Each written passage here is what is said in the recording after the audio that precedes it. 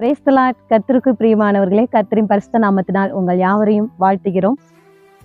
ஒரு காட்டுல 3 மரங்கள் இருந்துச்சாம்.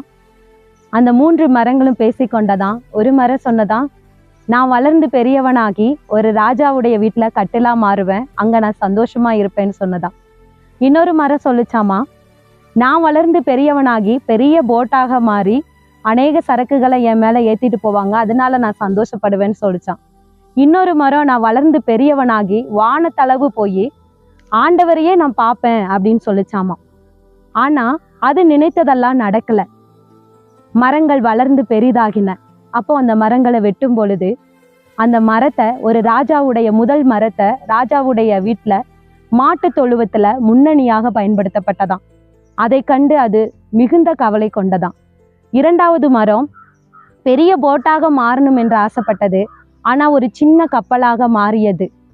அதை கண்டு மிகுந்த அளவு கவலைப்பட்டதாமா. மூன்றாவது மரம் வானத்தளவு போய் தேவனை தொடணும்னு நினைச்சிச்சு. ஆனா அது சாபமான சிலுவையாக மாறியதாம். அந்த 3 மரங்களும் நம்மளுடைய வாழ்க்கை இப்படி ஆயிடுச்சே, நம்ம ஆசைப்பட்டது இப்படி ஆயிடுச்சே என்பதை நினைத்து அதிகமா கவலைப்பட்டு கொண்டிருந்ததாம்.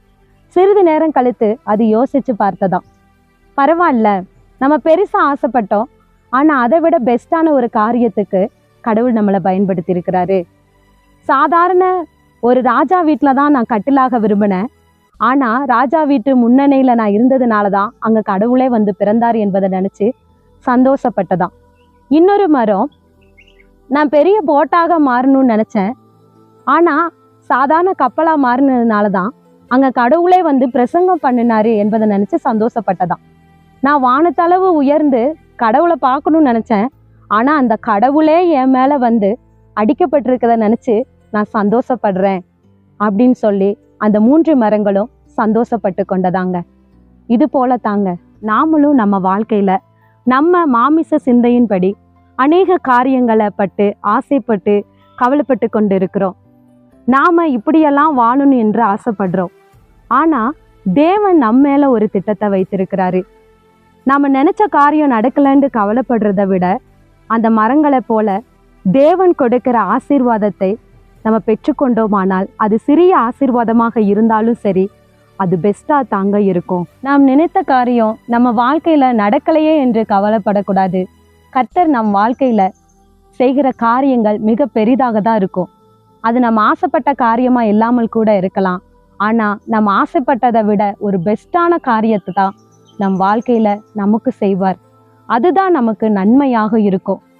அவர் நமக்கு தீமைக்கு அல்ல, சமாதானத்துக்கு ஏதுவான காரியங்களை மட்டும்தான் நம்ம வாழ்க்கையில அவர் செய்வாரு. ஏசாயா 55:8 சொல்லப்படுது, உன் நினைவுகள் என் நினைவுகள் அல்ல, உன் வழிகள் என் வழிகள் அல்ல என்று சொல்றார். ஆமேன். நம்மளுடைய நினைவுகள் எப்போதும் தேவனுடைய நினைவுகளா இருக்காது. நம்மளுடைய வழிகள் எப்போதும் தேவனுடைய வழிகளா இருக்காது. அவர் நம்மை பற்றி அநேக வழிகளையும் காரியங்களையும் வைத்திருக்கிறார். நம்முடைய வாழ்க்கையை மட்டும் தேவனுடைய சித்தத்துக்கு ஒப்பு கொடுத்தோம்னா, அந்த மரங்கள் ஆசைப்பட்டபடி பெரிய காரியங்களை சாதிக்க முடியாட்டிலும் சின்ன காரியமா இருந்தாலும் அது தேவனுக்கு பிரியமாகவும் இருக்கும், அது நமக்கு ஆசீர்வாதமாகவும் இருக்கும். எனவே மாம்சமாகிய நம் சுய சித்தத்துக்கு சுய ஆசைகளுக்கு நம்மை ஈடு கொடுக்காமல் தேவனுடைய சித்தத்துக்கும் தேவனுடைய ஆசைக்கும் நம்மை நாம் இடம் கொடுத்து வாழ்வோமானால் நம் வாழ்க்கையில மிகுந்த ஆசீர்வாதத்தை அந்த 3 மரங்கள் பெற்றுக்கொண்டது போல நாமும் பெற்றுக்கொள்ள முடியும். இந்த வீடியோ உங்களுக்கு பிடிச்சிருந்தா உங்களுக்கு தெரிந்தவர்களுக்கு நீங்க ஷேர் பண்ணுங்க. கர்த்தர் உங்களை ஆசீர்வதிப்பாராக. ஆமேன்.